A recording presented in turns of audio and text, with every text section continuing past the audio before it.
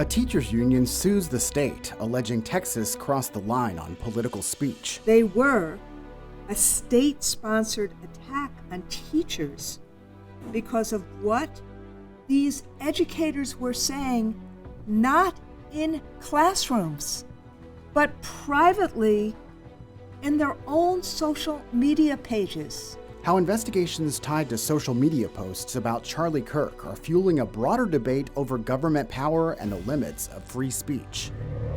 A classic philosopher now at the center of a modern controversy, as a Texas professor is told to remove some of Plato's teachings from his syllabus. Public universities are, for the first time in decades, limiting the promotion and the advocacy of transgender ideology. That is all that's going on here. We'll break down what's behind the policy and how faculty are pushing back. The usage of drones is a game changer. When police investigate a crime, they often use flying drones to get information. So what are they capturing in the sky? A new state law could help people get answers. Produced from the Capitol in Austin and airing statewide, this is the award-winning State of Texas. Hello, and thank you for joining us. I'm Josh Hinkle. We start with a pair of stories that raise questions about the limits of free speech for educators. One of Texas's largest teachers unions wants a judge to block the state's investigations into nearly 100 educators accused of making inappropriate comments about conservative activist Charlie Kirk following his shooting death.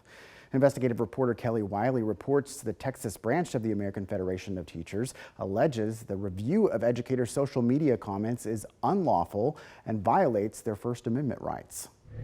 So the complaint spells out the head of one of the largest teachers unions in the country in Texas announcing its federal lawsuit filed against the Texas Education Agency. They were a state-sponsored attack on teachers because of what these educators were saying, not in classrooms, but privately in their own social media pages. The Texas AFT alleging in the new lawsuit that TEA pressured superintendents and principals to report teachers and other school personnel who posted about conservative activist and Turning Point USA founder Charlie Kirk's death, chilling their constitutionally protected speech. The directive came just 2 days after Kirk's death, and as some state lawmakers and the governor called out professors, students, and K-12 educators they accused of celebrating Kirk's death. The Texas Education Agency declined to comment on the pending litigation. KXAN has learned since September 12th, when Texas Education Commissioner Mike Morath called for a review of educators' comments on Kirk. The agency has received more than 350 complaints statewide. As of this week, the agency said it closed the majority of those cases, but 95 remain open and under investigation. Texas AFT says in the months since TEA launched its review, school employees have been placed on administrative leave, faced reprimands, and in some instances lost their jobs. Things have gotten so bad for educators wrapped up in this that if you read the complaint, you'll notice that we've left the educators anonymous. Several of our members have already experienced an invasion of their privacy, and we don't want to expose them to additional personal risk. In a statement back in September, Morath said there's a difference between comments made in poor taste and those that call for and incite further violence, the latter of which is clearly unacceptable. He went on to say he will be recommending such individuals be ineligible to teach in Texas public schools. But Texas AFT said in the lawsuit none of the social posts made by its members so encourage or incite violence in any way. So far, the TEA has not sanctioned any educators tied to its review of social media comments. Texas AFT wants the court to order TEA to terminate the investigations and rescind the policy it sent out to superintendents requiring them to report social media comments about Kirk. Kelly, has there been any response to what state officials, parents, or school districts have done since the lawsuits were filed? No responses from school districts, no responses from parents that I've heard other than, I think, the general chatter about this matter. And then really, we're still waiting to see what TEA is even going to say. They don't typically comment on pending litigation, and they haven't so far. How's the union advising educators to navigate social media now? This actually came up during the press conference. The AFT president, Randi Weingarten, said that really, as soon as this started happening, as soon as they started to see people start talking about what educators were saying, they started doing training and actually talking about putting your Facebook or your social media on private. There have been educators that they probably consider their social media to be private because maybe they didn't have a lot of followers or people other than their family or friends engaging with them on it. But now the conversations are, you need to put your social media on private, and teaching them how to do that. What's really next with the lawsuit?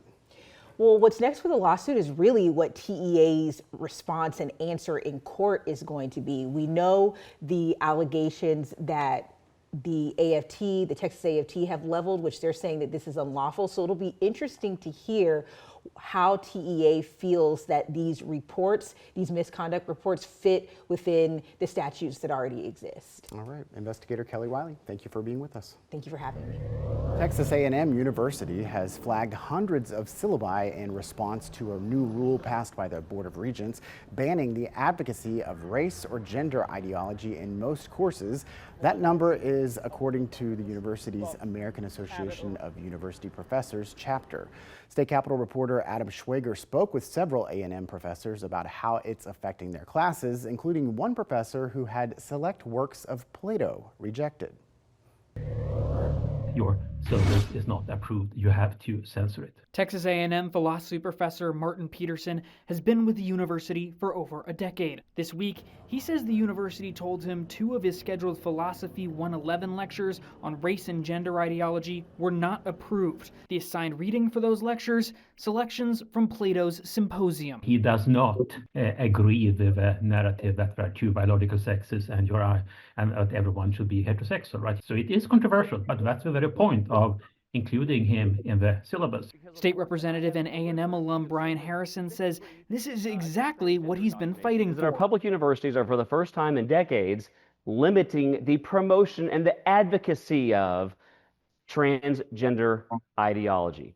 That is all that's going on here, nothing more, nothing less. In a statement, the university said Plato will be taught in a variety of classes this semester and in the future, but of course can, quote, not teach race or gender ideology. So they seem to be saying that it's not so bad because we can talk about some parts of Plato's works.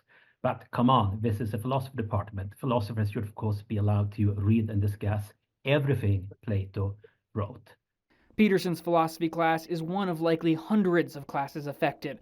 According to the head of A&M's chapter of the AAUP, in a meeting with professors from the College of Arts and Sciences, there were about 200 or so classes that they've identified as being problematic. And there might be more, with Dr. Leonard Bright saying they're working on public information requests to get the final numbers. In the end, Peterson was given a choice: remove the specific lectures or have the course taught by someone else. Peterson took a creative option. I have replaced the banned modules with lectures on free speech and academic freedom, and the assigned reading is an article in New York Times about this case. Peterson says this proposed alternative hasn't been approved yet. For State of Texas, I'm Adam Schwager. A big change in the race for Texas governor, why one candidate's decision to drop out is already having an impact on Democrats seeking to challenge Greg Abbott. Jasmine Crockett and James Tallarico set to face off on the debate stage, and the stakes are high. Why the target audience for the U.S. Senate debate could be key in deciding who wins the Texas primary. When police are called to investigate, they often bring in a drone to fly above and get information. So what are they capturing in the sky? A new state law could help get answers. We look at the new rules and a greater push for transparency.